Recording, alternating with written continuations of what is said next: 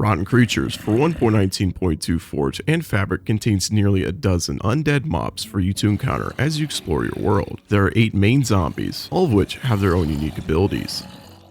Our first destination is the swamp biome, where a Swampy friend resides. This zombie spawns in all swamp biomes. Be careful, Swampy does small leaps towards a target, and being hit by one will inflict 7 seconds of Poison 1 and Blindness 1. They move slightly faster above water, and thankfully they burn in daylight. You should use range against this zombie since it has a 50% chance to leave a lingering poison cloud when it dies. This cloud inflicts 10 seconds of Poison 1. Its baby variant is a walking bomb. Coming into contact will cause it to leave a similar lingering poison cloud. Swampy drops these items. While cave spelunking, you might just run into an undead miner or two. They spawn in any biome underground, including below sea level. There are 4 different variants, ranked C, B, A, and M, or as I like to call them, stone through diamond. As you can imagine, stone is the most common while diamond is the rarest. Gold is special because it replaces the stone variants exclusively in mesa biomes. Each deals slightly different damage, stone being the least and diamond being the most. All variants have a chance to drop rotten flesh and cobblestone upon death. Each tier also has a chance to drop the respective material in pickaxe. The Undead Miner does not burn in daylight, and it doesn't have a baby variant. Giving a vanilla zombie the Anakin Skywalker treatment has the chance of turning it into a burned. Traveling to another waste is another way to come across this fiery reanimated corpse. Its attack set targets ablaze for 2 seconds. Dropping its health below half will make it go crazy. Crazy variants deal 6 health points, have increased knockback resistance, and move speed. Crazy Burn have a 0.5% chance of spawning naturally. Forcing a burn into water will transform it into an obsidian variant. Obsidians have higher resistance to fall damage and knockback. They deal 8 health points, have projectile immunity, and they're slower than their other counterparts. Obsidian Burn drop obsidian upon death. They will revert to normal when exposed to lava. Additional information over the burn is that it doesn't burn in daylight, normal and crazy take damage from rain, and it has a baby variant. It drops the following items. Magma rotten flesh can be used as furnace fuel. 3 flesh cooks 1 item. If you're insane enough to consume this flesh, there's a coin flip between gaining 15 seconds of fire resistance and being set on fire for 5 seconds.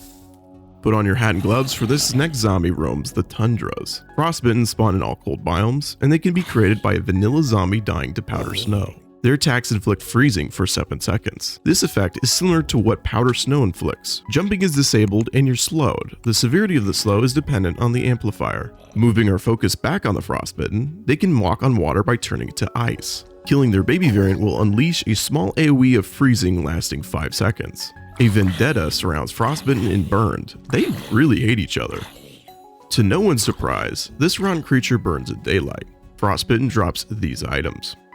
Frozen flesh can be cooked into regular rotten flesh, and if you're really desperate, eating it frozen has an 80% chance of inflicting 15 seconds of freezing. This flesh is also used to brew freezing potions and craft Corrupted Wort. Corrupted Wort is needed for corrupted potions. These potions are needed for freezing potions. This status effect comes in all 3 potion types and tipped arrows. To find our next mob, we won't have to travel very far. Spawning in snow biomes, the Glacial Hunter is quite the offensive foe. He comes with a wolf 50% of the time to aid his undead master. The zombie itself inflicts slowness 1 for 7 seconds. You can treat him like a piñata. Every hit has a chance to make him drop raw cod.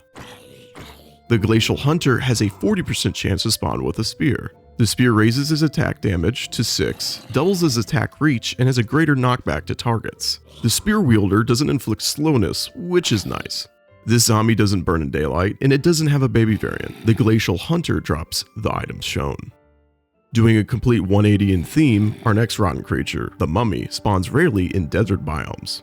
In later mod releases, it will only spawn in desert pyramids. Attacks apply Hunger 3 for 7 seconds, and it has the ability to defecate scarab beetles. The Mummy will do this frequently during a battle.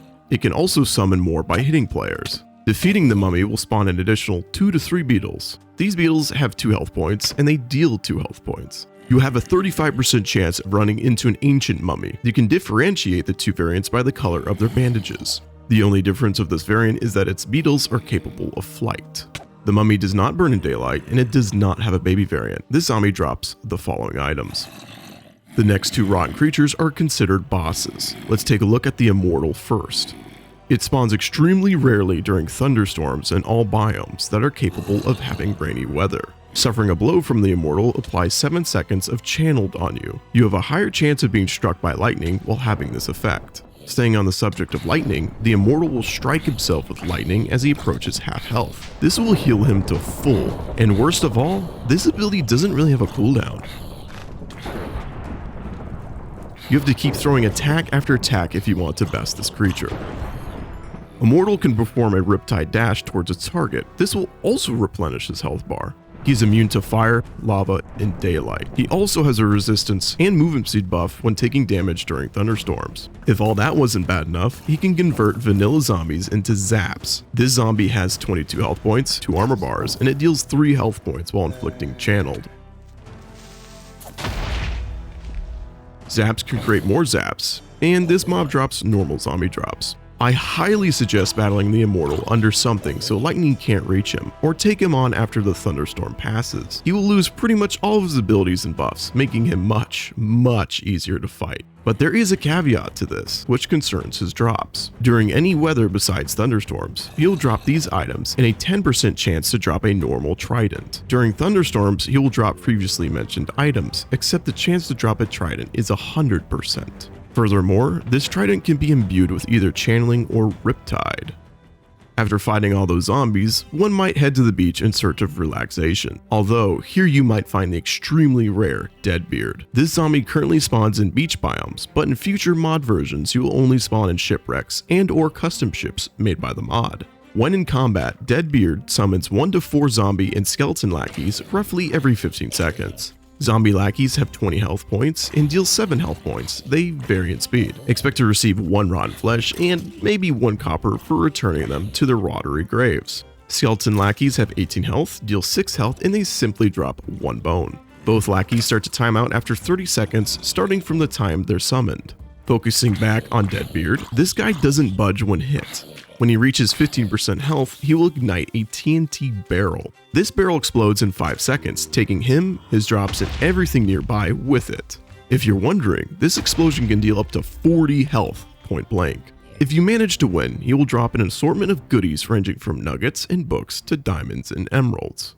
He will always drop 1 treasure chest, which we will open in a bit. Now, if Deadbeard dies with his barrel primed, he will also drop it. If you don't manage to get it, don't worry, this block is craftable. It has the same explosion radius as vanilla TNT, and it has a few special mechanics. Redstone makes it explode immediately, and fireworks will launch the barrel in the direction you're facing. Oh, and also, it can blow up blocks underwater. Alright, time to crack this treasure chest open. Place it down anywhere and let the riches flow. Line your pockets with iron and gold items, along with diamonds and emeralds. And if you're especially lucky, you can get your hands on a Totem of Undying. I'd like to quickly mention the mod's configs allow you to adjust the spawn weight of each zombie. The higher the value, the more often it spawns. That is the complete showcase of rotten creatures for 1.19.2 Forge and Fabric. As always, check the description for mod links. Thanks for watching, like the video, subscribe and ring that bell so you don't miss any future mod related content. And as always, Crimlets, stay snazzy.